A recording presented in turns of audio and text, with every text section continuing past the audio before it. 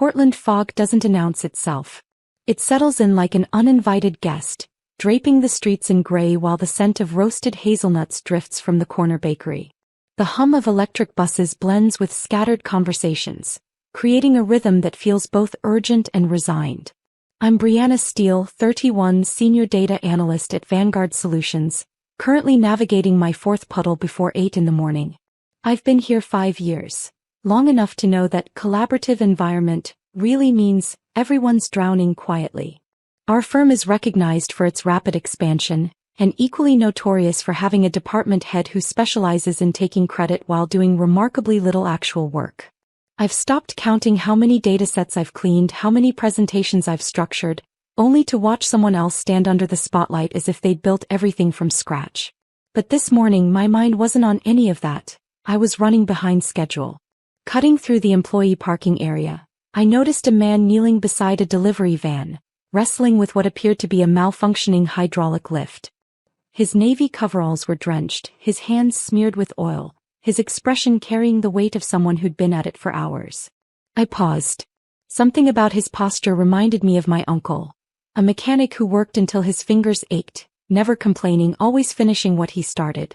I reached into my canvas bag and pulled out my turkey wrap and the travel mug of black coffee, still warm, the kind of breakfast that sustains people whose shifts start before the sun considers rising. "Eaten anything yet?" I asked. "You shouldn't work in this cold on an empty stomach." He glanced up, caught off guard for just a moment, then gave a single nod. No words of gratitude, no small talk. But there was something in his eyes, a flicker of acknowledgement, that made me feel strangely grounded. I turned and walked away, knowing I'd just sacrificed a few minutes I couldn't afford to lose, yet somehow sensing that today would unfold differently than usual. As I pushed through the revolving entrance, the sharp scent of expensive cologne arrived before I even saw him. If you're new here and enjoying these powerful stories, make sure to hit that subscribe button and stay tuned for more. Let me know in the comments what part of today's story touched you most. Derek Lansing, my direct supervisor, was the kind of man who wanted to be remembered whether you liked it or not. Every morning he entered like he was launching a product. Tie slightly loose in that calculated way, hair slicked back with enough gel to survive a windstorm, smile wide enough to sell lies at an investor's gala. 12 minutes passed, Derek announced, his voice echoing across the open floor like a public service bulletin. "Think the rest of us are just waiting around for you?" I hung my damp jacket over the chair. "No," I said quietly. "But I think the work will still be here whether I arrive at 7:53 or 8:12. He frowned, spun on his heel, and left behind a cloud of fragrance strong enough to make the potted fern wilt. I settled into my chair, booted up the desktop. The cooling fan whirred like it was complaining alongside me. Outside, the fog pressed against the windows. Inside, keyboards clattered in unison, a collective heartbeat of exhaustion, persistence, and quiet resentment. I checked my calendar. 20 minutes until the welcome assembly for the incoming CEO. Derek had been buzzing about it all week with an enthusiasm that felt suspicious, as if he were the one being promoted instead of simply introducing someone else. I smoothed my hair, adjusted my blazer, and headed down the corridor. The fluorescent lights overhead cast everything in a pale glow, sharp enough to reveal every worn corner and scuff mark. When the elevator doors slid open, I caught my reflection in the polished interior, tired, damp, but still standing. 5 years here and I'd learned how to hide the cracks beneath a composed exterior. Conference hall, 9th floor. 15 people already seated. Derek stood front and center, folder in hand, smile stretched tight. He shot me a look, one of those warning glances that said if I so much as breathed too loudly, he'd find a way to note it in my next review.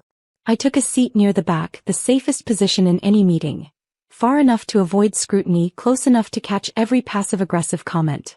"We're just waiting for one more person," Derek said, his voice rehearsed and smooth. I opened my notepad, scribbling, "Prepare for self-congratulatory monologue." The door swung open. Footsteps resonated through the silence. I looked up and my pulse faltered. A man entered, wearing a perfectly tailored charcoal suit, crisp white shirt, hair still slightly damp as if he'd just walked through the same fog. His eyes swept the room, then landed exactly where I sat. Just for a second. But it was enough. I knew he remembered me. Derek didn't notice. He rushed forward, hand extended, voice climbing an octave. "Welcome to Vanguard Solutions, Mr. Noah Mitchell. We're honored to have you leading us." I remained silent. The glass of water in front of me reflected the image of the man I'd shared breakfast with. Now he was our new CEO. The room filled with greetings, polished smiles, and scripted compliments. But all I could hear was the fog outside, steady, patient, reminding me that sometimes the smallest acts plant the seeds of the largest transformations. I don't know where you're listening to this story. Maybe during your commute wedged between strangers on a crowded train, or in a quiet corner during your lunch break. But if you've ever had your own Derek Lansing, someone who mistook your patience for weakness, you'll understand this feeling. Don't worry. The best part hasn't even started yet. And if you love stories about intelligent justice and calculated reckonings, stay with me. And if you're somewhere where the fog is rolling in, congratulations. You'll understand me better than anyone else.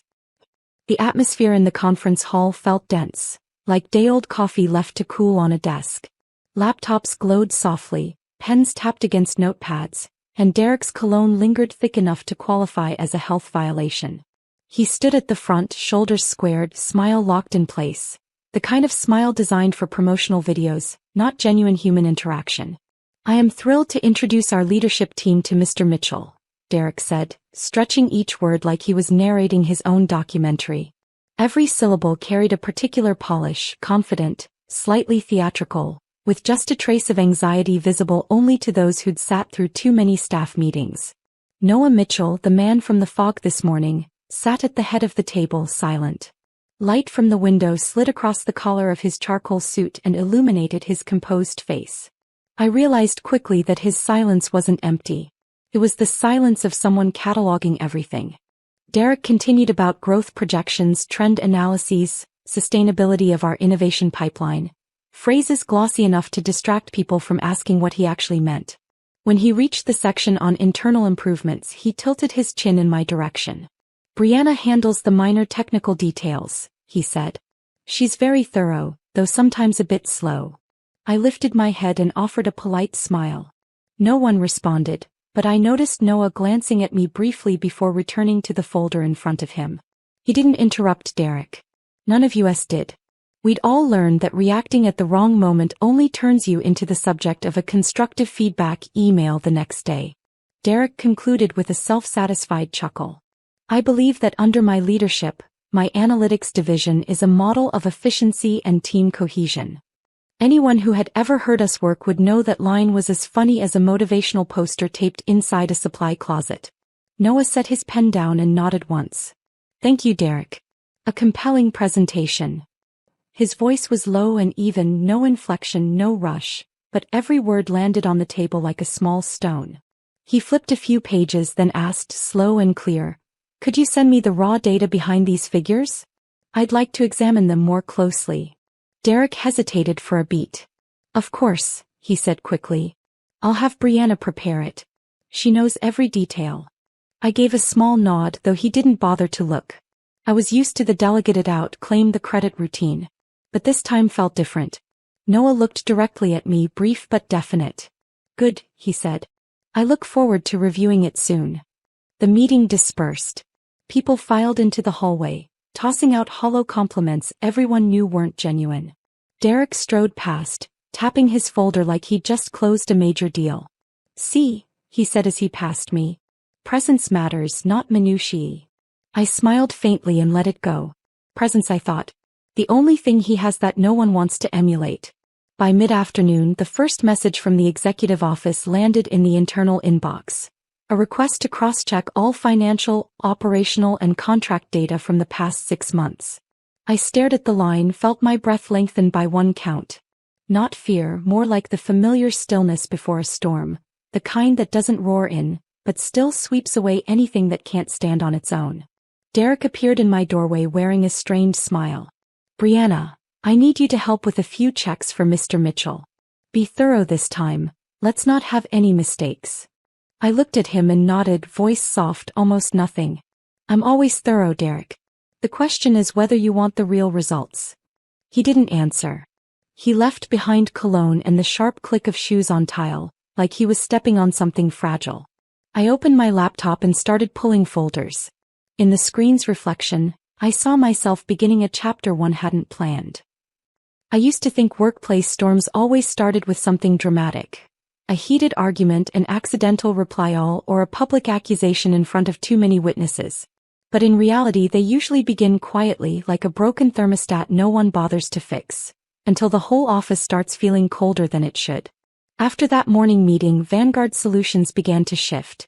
No one said it out loud, but the air was different, like the system had just switched from normal to observation mode. The first email came from internal compliance. Requesting a review of all project expenses for Q2 and Q3. Please submit all related raw data by Friday. I got a copy. So did Derek. But I knew he'd never read past the second line. Derek wasn't the kind of man who read emails. He was the kind who sent them so someone else could fix the problems. That afternoon he walked into my cubicle, tie crooked, cologne sharper than usual, as if he were trying to mask another smell, the smell of panic. Brianna, I need you to filter the vendor list for the last 3 projects. Horizon Build, Apex Link, and Summit Core. As soon as possible. I didn't need to open the system to know. Those 3 projects existed only on PowerPoint, nothing but names. What filters do you want me to use? I asked, keeping my tone neutral. Derek's eyes flicked to the right, a reflex of a man about to lie. Just check the payment dates and approvers. That's all. I nodded. In my head I'd already opened a folder named Backup of Do Not Delete. That night I stayed late. The printer downstairs hummed in rhythm with the rain tapping the windows, like percussion for an old, familiar song. I brought up the 6-month expense report. Line by line the numbers appeared, cold and metallic. A strategic consulting firm received over $140,000, with no attached contract. A series of team development programs signed by Derek, but no actual projects to match. And R&D Optimization Group, a name that sounded like something generated by a bot, had been wired 8 payments, all approved on the same day. I sat there, fingers tight on the mouse until the plastic creaked. But no, I wasn't shocked. Just cold. Not because Derek was corrupt, I'd suspected that long ago, but because I was the one who entered those numbers, who formatted them neatly, aligned every column, adjusted every comma. I had helped make the lies look clean. I stood up, poured a glass of water. The cold hit my throat sharper than any compliment Derek had ever thrown my way in a meeting. I sat back down and began backing up everything. Files, drafts, emails.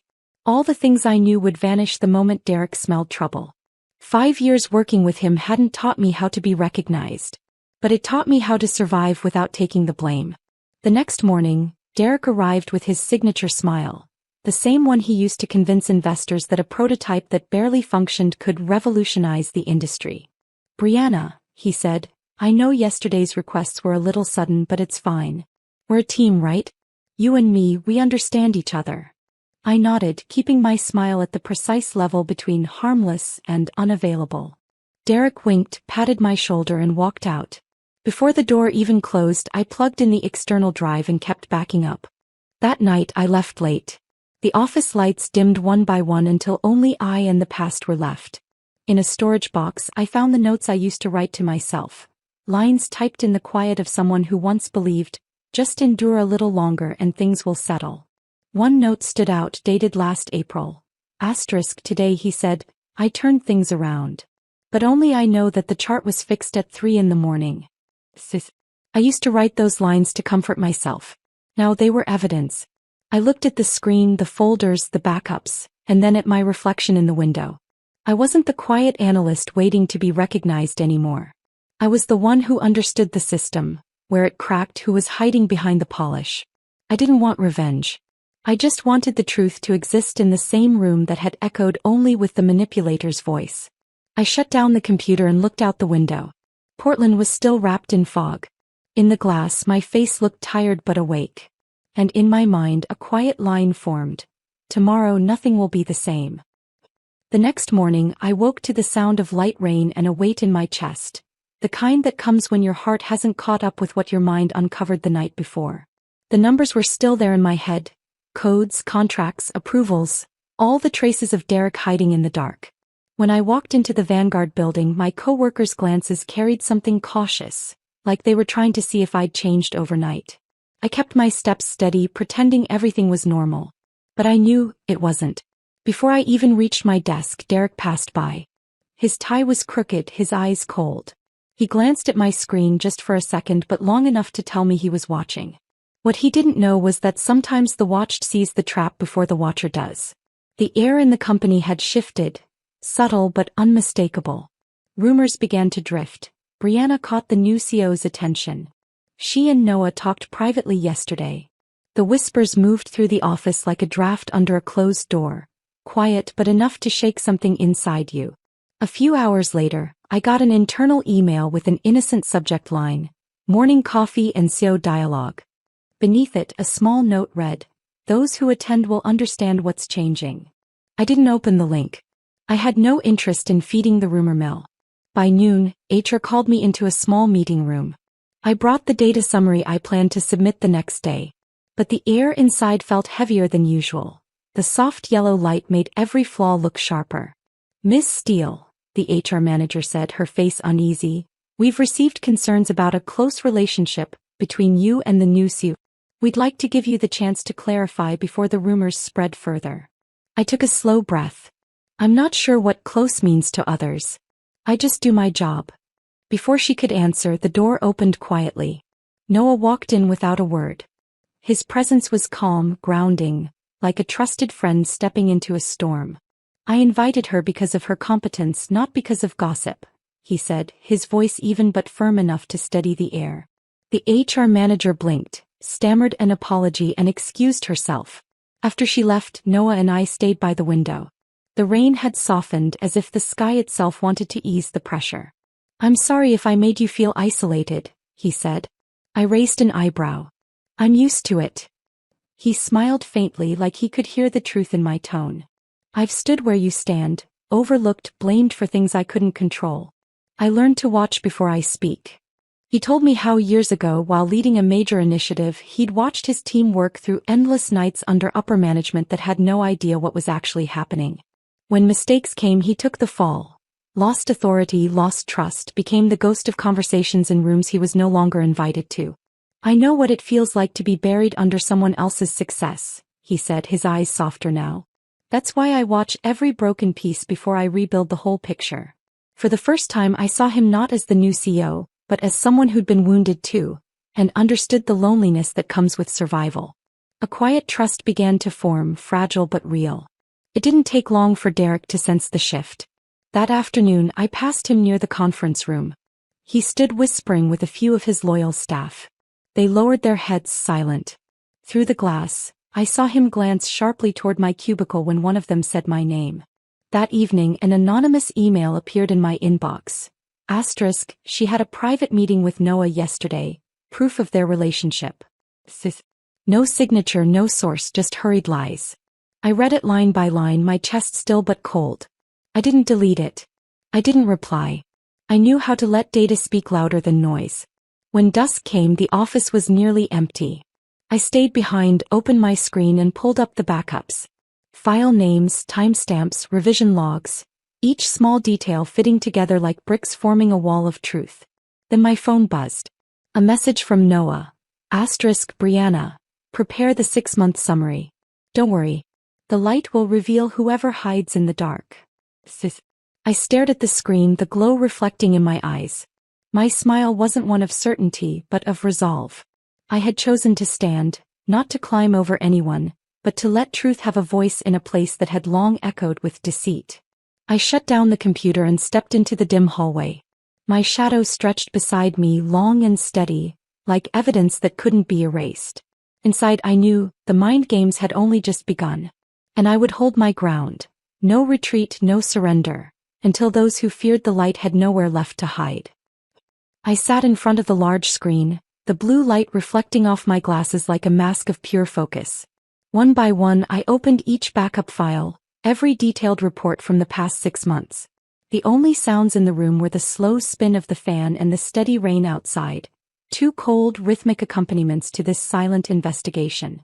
I used to be the person behind the flawless reports, the quiet one fixing errors, double-checking numbers, adjusting each line of data to keep everything running smoothly, even when the truth underneath was far from clean. But today I wasn't here to tidy up anyone's lies. Today I was here to find the light. I combed through every transaction, every vendor record. Slowly, one name kept rising to the surface. Precision Advisory Partners. A company with almost no contract details in our system, only a vague entry under outsourced services. When I opened their banking record, the transfers told a story of their own.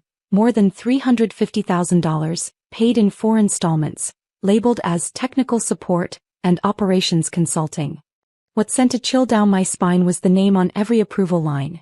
The same employee code, the same signature. Derek Lansing. Each line repeating like a carbon copy of a familiar lie. I only signed.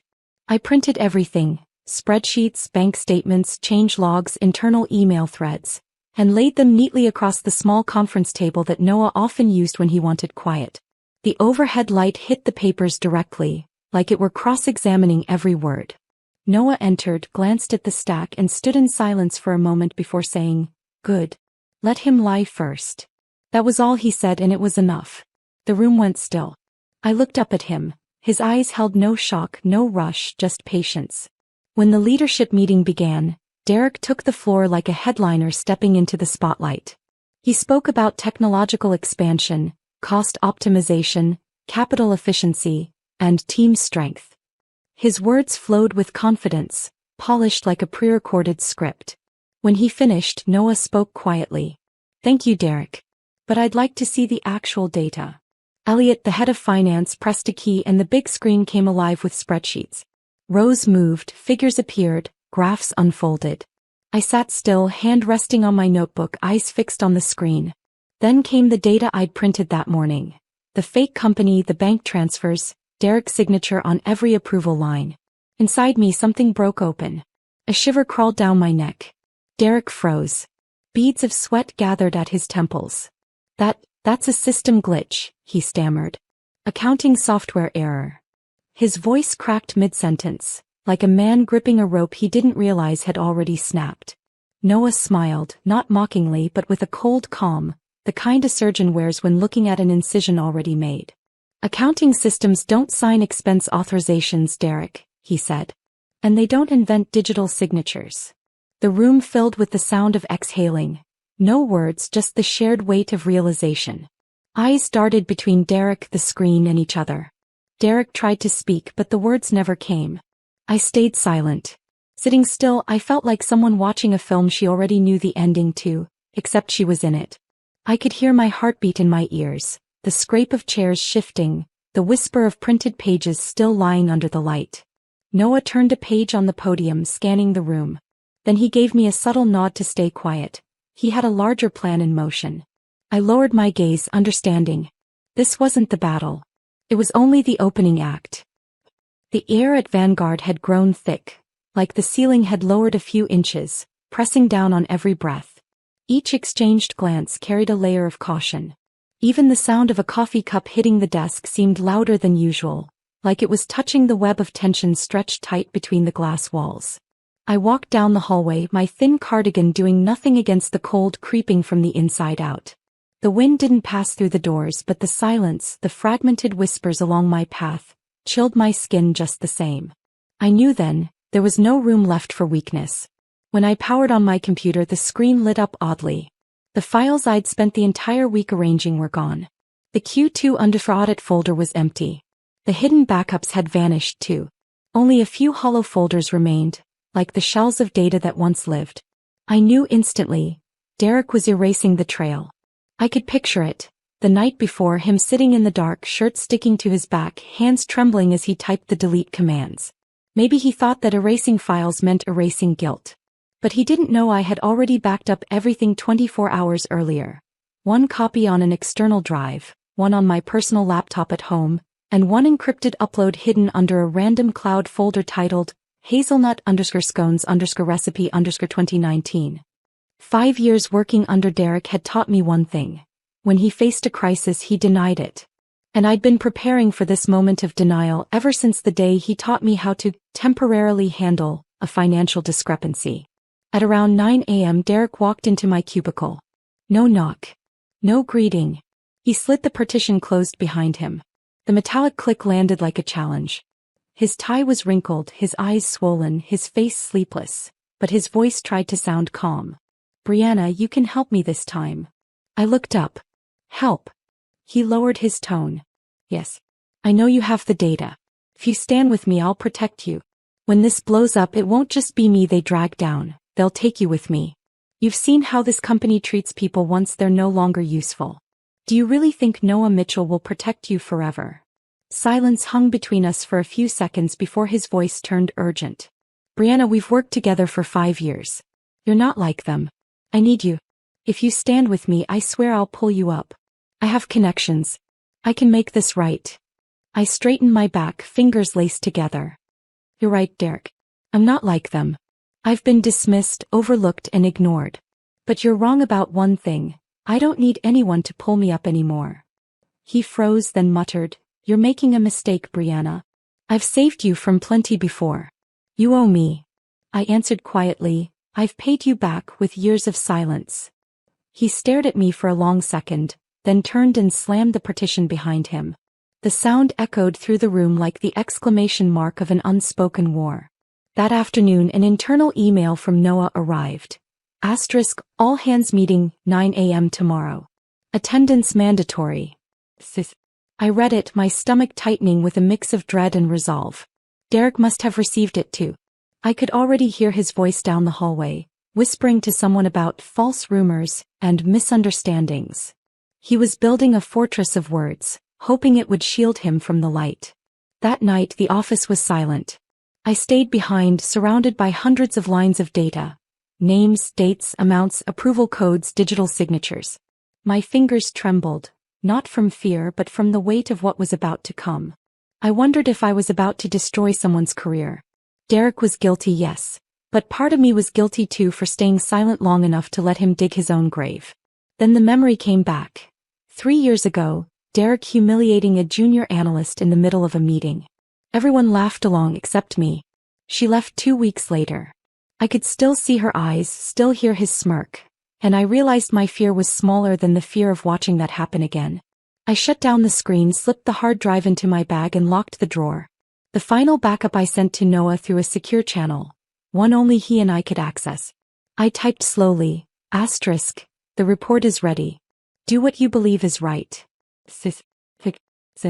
No explosions, no soundtrack, just the soft whistle of wind through the window frame. But I knew that moment had shifted the air across the entire building. I gathered my things, turned off the lights and paused by the glass door. Portland was still wrapped in fog, but a faint glow from the building across the street spilled through, like the first glimmer of truth breaking through the haze. And deep down I knew, from here on it wasn't about revenge anymore. It was about who would let the truth be seen. The next act would begin at 9 a.m. tomorrow. Before dawn broke through the windows on the 9th floor, I was already there. The lights in the corridor were dim, the silence heavier than usual, as if the entire building was holding its breath, waiting for something to happen. I carried the external drive, printed reports, and a quiet confidence.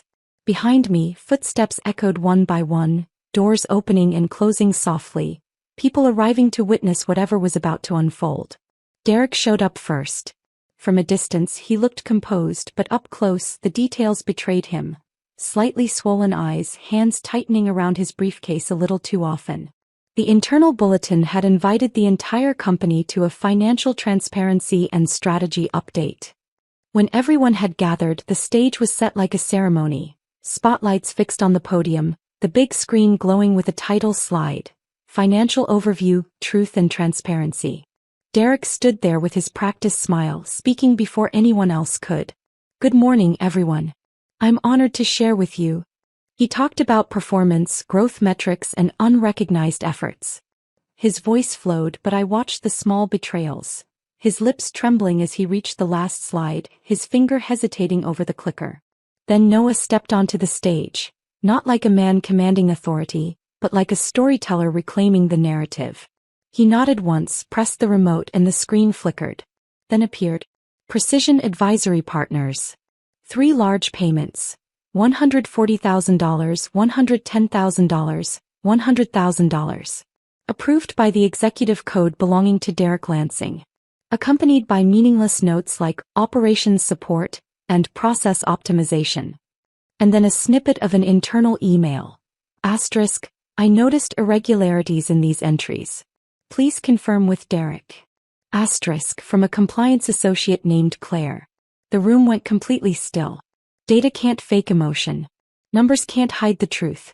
Derek stood before the glowing screen, sweat sliding slowly down his collar. He opened his mouth to speak but nothing came out. Noah didn't rush to accuse.